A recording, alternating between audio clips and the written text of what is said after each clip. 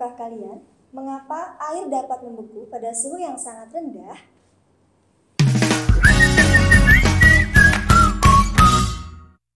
Nah, pada kali ini kita akan membahas mengenai penurunan titik beku.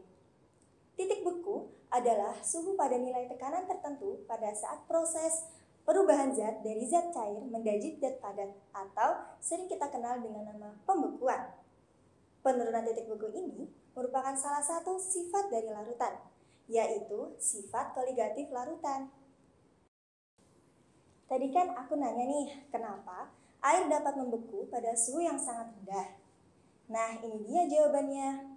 Misalnya, dalam pembuatan es batu, kita ambil saja contoh kecil. Dalam satu gelas kecil, kita masukkan air di dalamnya, kemudian kita letakkan dalam kulkas. Kulkas tersebut berada pada suhu yang sangat rendah atau dalam keadaan dingin. Selanjutnya, kita tunggu beberapa saat. Maka, air tadi akan membeku. Kira-kira mengapa bisa membeku, teman-teman? Hal ini disebabkan karena merapatnya partikel molekul zat cair yang disebabkan karena gaya tarik-menarik antara molekul zat cair yang sangat kuat, sehingga membentuk bekuan-bekuan atau yang sering kita namakan es batu. Lalu, bagaimana jika terjadi pada suatu larutan yang ternyata di dalamnya berisi dua partikel yang berbeda? Misalnya, dalam larutan gula, terdiri dari dua zat, yaitu zat terlarut dan zat pelarut. Zat terlarutnya adalah gula dan zat pelarutnya adalah air. Misalnya, kita buat larutan gula. Dalam 100 ml air, kemudian kita tambahkan 1 sendok gula di dalamnya, kita aduk, kemudian kita letakkan di dalam kulkas yang memiliki suhu 0 derajat Celcius. Setelah beberapa menit kemudian, sampai dengan berjam-jam, ternyata larutan gula tersebut tidak membeku pada suhu 0 derajat Celcius. Mengapa larutan gula ini tidak dapat membeku pada suhu 0 derajat Celcius? Nah, hal ini dikarenakan penambahan zat terlarut, gula, menjadi penghalang pergerakan molekul-molekul zat cair atau pelarut, sehingga diperlukan suhu di bawah 0 derajat Celcius.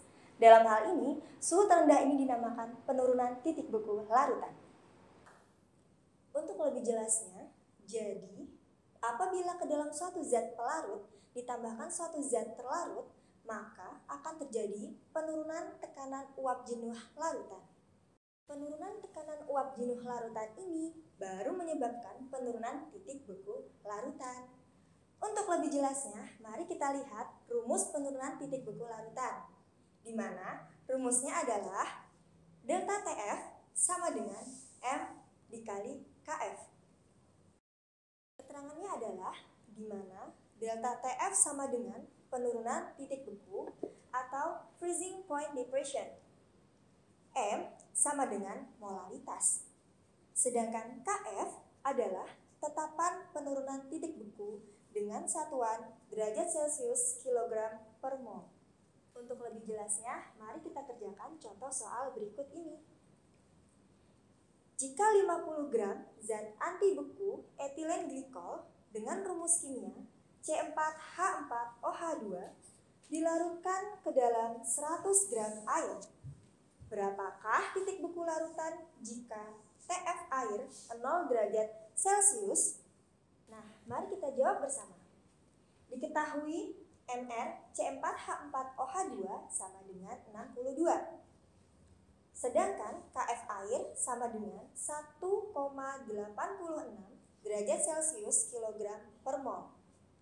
Langsung saja, mol C4H4OH2 sama dengan massa etilen glikol dibagi MR-nya, sama dengan 50/62, sama dengan 0,806 mol. Sedangkan kemolalan dapat kita cari menggunakan rumus molal sama dengan mol per kilogram pelarut, sama dengan 0,806 dibagi 0,1. Hasilnya adalah 8,06 mol per kilogram. Dari rumus tersebut, kita peroleh penurunan titik beku larutan, di mana delta TF sama dengan M kali KF, sama dengan 1,86 dikali 8,06, sama dengan 15 derajat Celcius.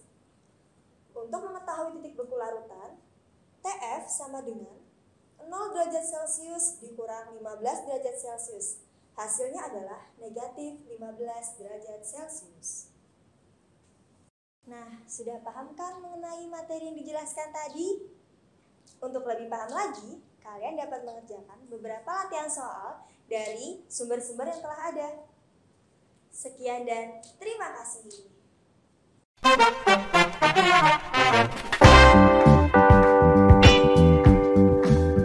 Terima kasih sudah menonton konten Gradupedia. Jangan lupa klik tombol jempol ke atas dan bagikan konten Gradupedia ke teman-teman kalian.